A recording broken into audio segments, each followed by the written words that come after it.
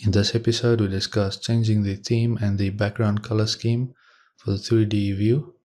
We then discuss the dot node in more depth than in previous episodes, including the different states for the dot node.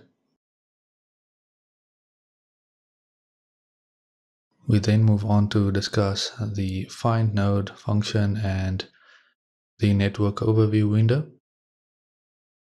We then discuss Quickmarks and how to use those.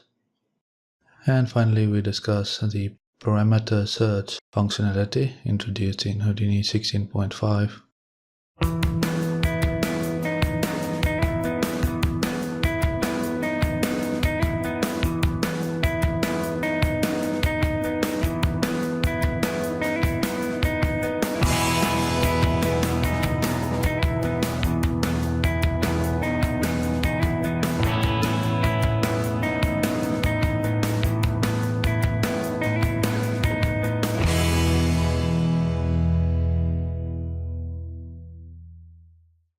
You can change the theme or colors in Houdini, both the user interface and here in the 3D view.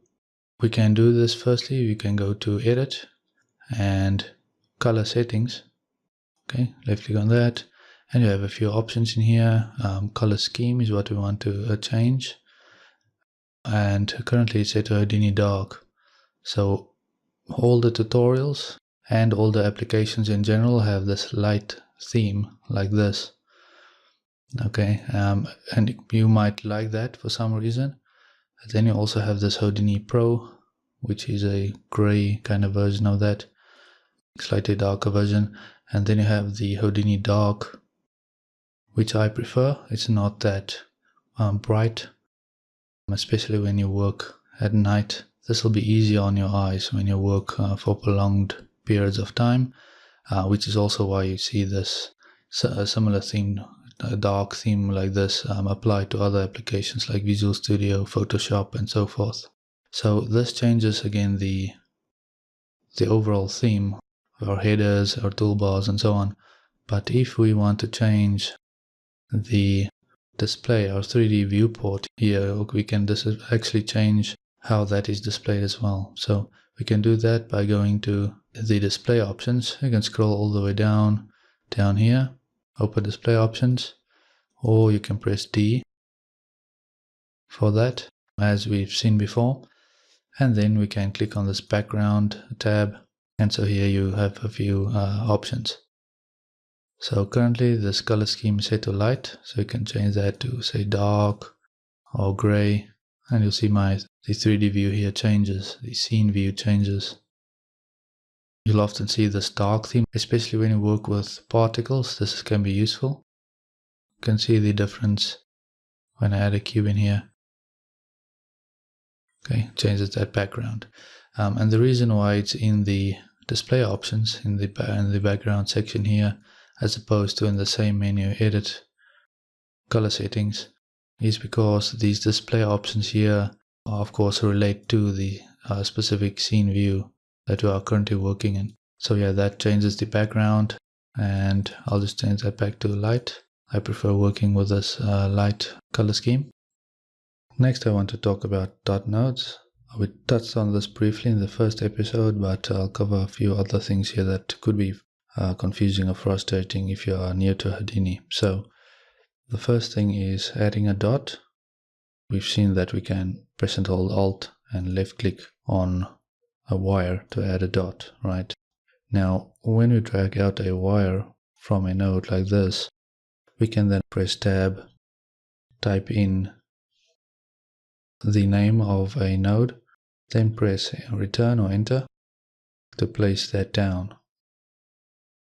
Now, we can also place down dot nodes by dragging a wire off. Again, left click and drag off of that output, for example.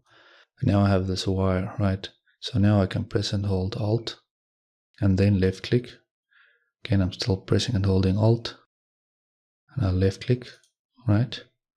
And as I do that, I'm placing nodes, and you can just release Alt and then click once finally, or press Escape. and then again Alt, left click, press and hold Alt and left click.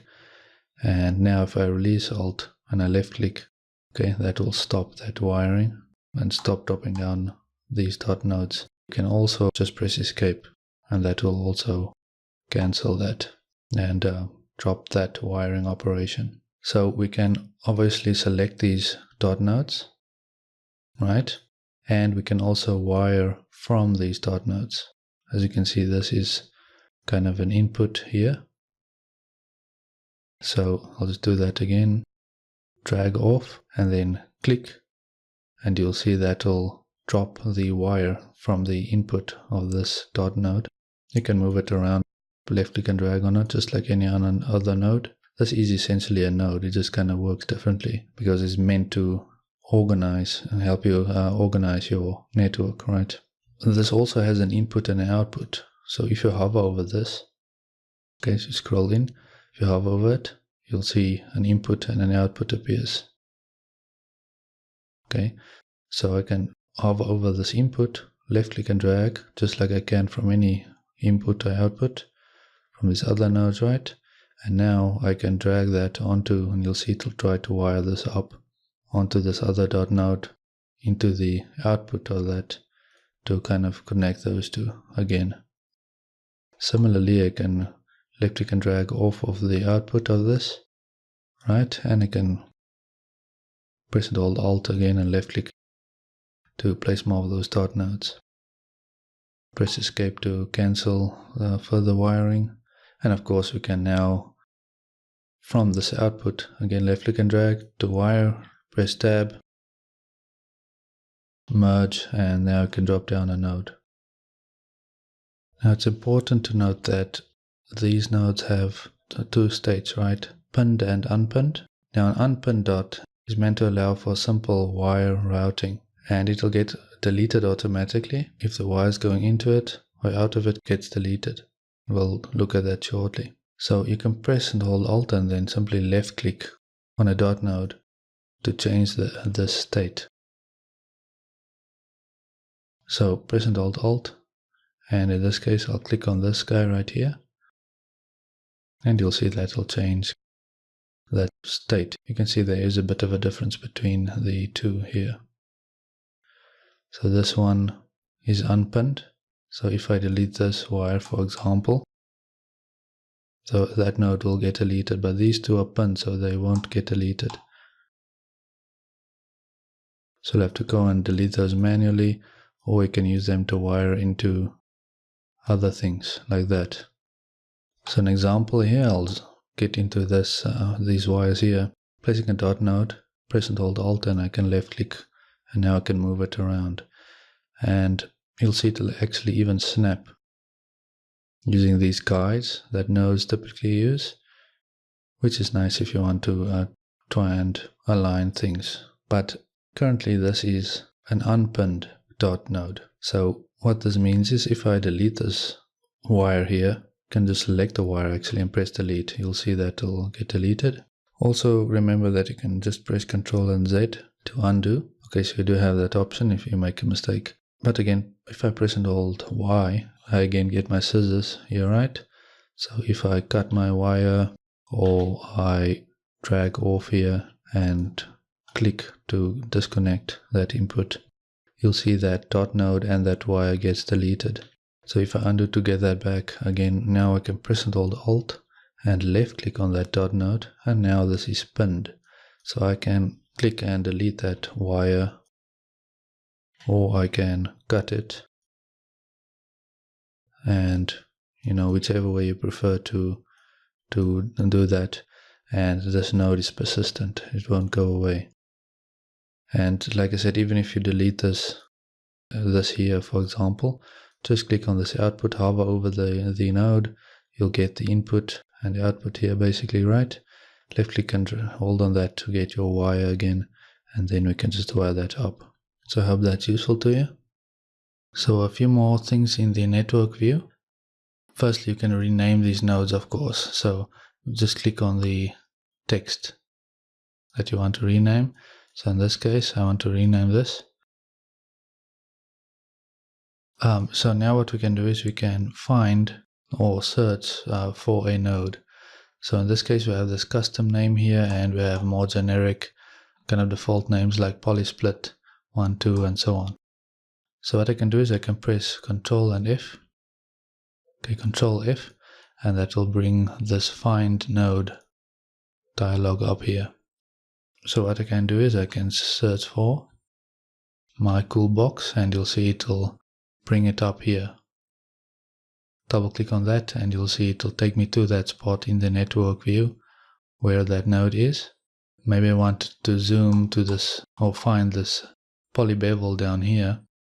Again, Ctrl F, polybevel, and you see you have a few options here. Now this also shows up on the network overview, and you can press O for the network overview, and this will bring up this pane here, which is kind of a small overview section of our entire network. So it's much faster to scroll around and get a sense for where things are in your network much faster. If you now press Ctrl F to find something, such as that node here, and you highlight it, you'll see it will highlight in your network overview. It will actually highlight in here as well. Or polybevel, again, go through these options, you'll see it will actually highlight in here. In this case, if I type in polysplit and I press enter or return, it will actually select both of those in my network view here, and it will also highlight both in my network overview, so that I can now go and say, oh well, I only want to select that first one. Or again to turn off that network overview. So these features are more useful when you are working with large networks, but I'm just demonstrating them here on this simple beveled object, and you can try them out in your own projects. Another thing I want to point out is Quickmarks, which are basically bookmarks in Houdini. So we set them pressing Ctrl 1 to 5, so we can have 1 to 5. So in this case, maybe I want to come up here and change this box, or maybe I have a few inputs at the top right here, and I might want to change this bottom node, the settings on that, right? So I can bookmark my position right here so that I can come up here quickly and select this node and just make my changes, and then I can hit another hotkey, and that will bring me down here again, where I can then select this node and make my changes. Now again, this is kind of a silly example because it's a really small network, but it's just to demonstrate kind of the point here. So let's say I want to have a bookmark right here with this input, so that I can come in here and maybe change that or change some of the settings or whatever the case might be. So I'll just press Ctrl and 1, and you'll see it says set Quickmark at the 1 to 5 at the top left corner right here. So I'll scroll down now to maybe around here, for example, press Ctrl and 2, okay, set Quickmark 2. So now if I press 1, it will jump up to here, and it will say jump to Quickmark 1, right? If I press 2, it will bring me down here to where my other big bookmark was. So this is a fast way of navigating between spots in your network view. This actually applies across to the different contexts, so not just the object level here. I'll show that in a second here. Now you can actually toggle between the last two quick marks that you used, pressing the tilde key. Okay, you can see that jumps to previous, so it will basically toggle between those. So if you have 4 and 5 and you use those, or 3 and 5 for example, you can toggle between those. So what I'll do now is I'll go into the material context, which is matte, and I'll actually create the material first. So I'll go to the material palette, and maybe I'll select this milk chocolate or something like that, right? So you can just select material that you want and click this button. It says load selected, gallery entry into the scene. So I'll left click on that, and you'll see we now have this right here. And it'll also show up in this matte context. You see this right here. So you can either apply it from here, just left click and drag that onto your object in your scene view, or you can left click and drag that from this material palette onto your object as well. So maybe I want to change this or change some of the settings or whatever the case might be. And I keep going back and forth between editing the object and changing the material as an example. So I can press Ctrl and 3 in this case. So now I have 3 quick marks, and I can now toggle between quick mark 1, 2 and 3. And you can see that's even across different contexts. So it's very powerful, very useful feature, especially if you are working with large networks of perhaps thousands of these nodes. It eliminates scrolling and scrolling to get where you want to be. A quick note on this is that you want to hover your mouse in the network view here, okay, when you press Control 1 or something. So if you want to override the first option, again, you can just press Control 1, and that will now override and set a new quick mark. So that's our quick mark 1 now. Quick mark 2 and 1, you can see that first quick mark changed from here to about there, right? So again, it's important to hover your mouse cursor kind of in here in your network view when you set that. And the reason is that in your viewport here, you can, 3D view, you can change single view, 4 views, and so on, pressing Control 1, Control 2, and so on. So if I hover in here and I press Control 2, you'll see that will change the views that show up in here.